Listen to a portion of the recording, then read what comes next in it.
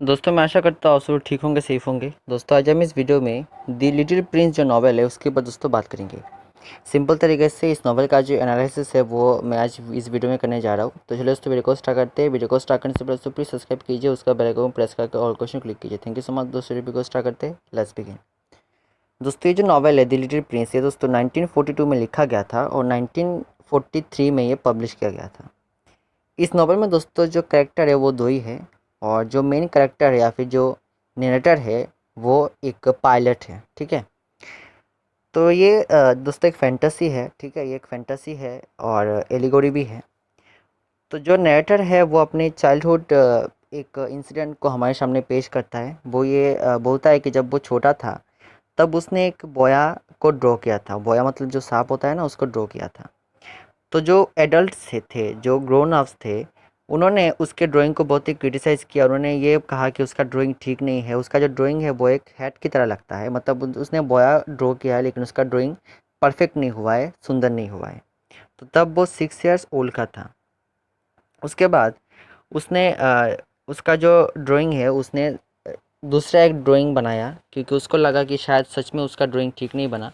तो उसने एक दूसरा ड्राइंग बनाया। लेकिन दूसरा ड्राइंग भी जो एडल्ट थे उन्होंने उसको प्रेज़ नहीं किया।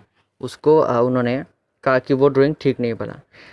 दोस्तों जो एडल्ट होते हैं वो बच्चों के साइकोलॉजी को नहीं समझ पाते हैं। बच्चों का जो इनोसेंस है, वो जो साइकोलॉजी है वो एडल्ट नहीं समझ पाते, जो बड़े हैं वो नहीं समझ पाते।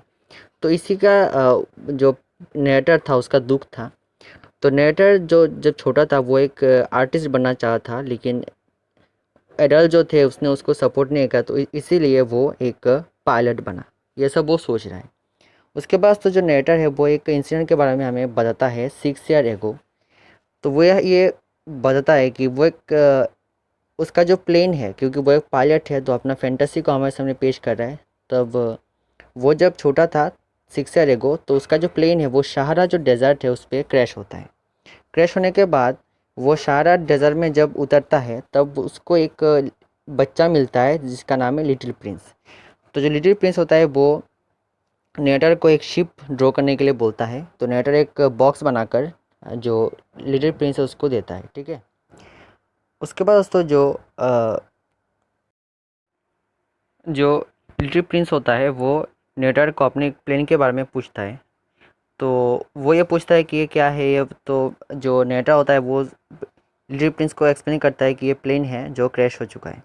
उसके बाद तो जो लिटिल प्रिंस होता है वो ये बोलता है कि उसका जो प्लेनेट का नाम है एस्टेरॉयड B612, वो उस जगह से आया है। उसके बाद तो जो लिटिल प्रिंस होता है वो ये बोलता है कि जो शिप है वो, मतलब जो शिप उसने ड्रॉ किया है, जो बॉक्स उसने दिया है उस बॉक्स में बहुत सारे शिप है। तो उसके बाद जो लिटिल प्रिंस होता है वो ये बोलता है कि उसके प्लेनेट में एक बाओबाब सीडलिंग्स एक प्लांट है जो बहुत ही डेंजरस है। उसके बाद लिटिल प्रिंस ये बोलता है कि उसको सनसेट देखना है, क्योंकि उसके प्लेनेट में एक ही पर्सन मल्टीपल सनसेट एक साथ देख सकता है और उसने एक बार 44 सनसेट एक साथ देखा था। दोस्तों इसी तरह जो लिटिल प्रिंस और नेटर के बीच में बातचीत होता है। तो उसके बाद जो नेटर होता है वो ये पूछता है लिटिल प्रिंस से कि उसने क्यों अपने प्लेनेट को छोड़ा। तो लिटिल प्रिंस यह बोलता है कि उसका जो बिलव्ड है रोज, उसने उसको धोखा दिया है, इसीलिए लिटिल प्रिंस ने अपने प्लेनेट को छोड़कर अर्थ में आया है। उसके बाद जो लिटिल प्रिंस है वो नेटर को एक स्टोरी बोलता है कि वो किस तरह से अर्थ में आया है। अर्थ में आने से पहले उसने बहुत सारे एस्टेरॉयड और प्लेनेट को उसने विजिट किया है।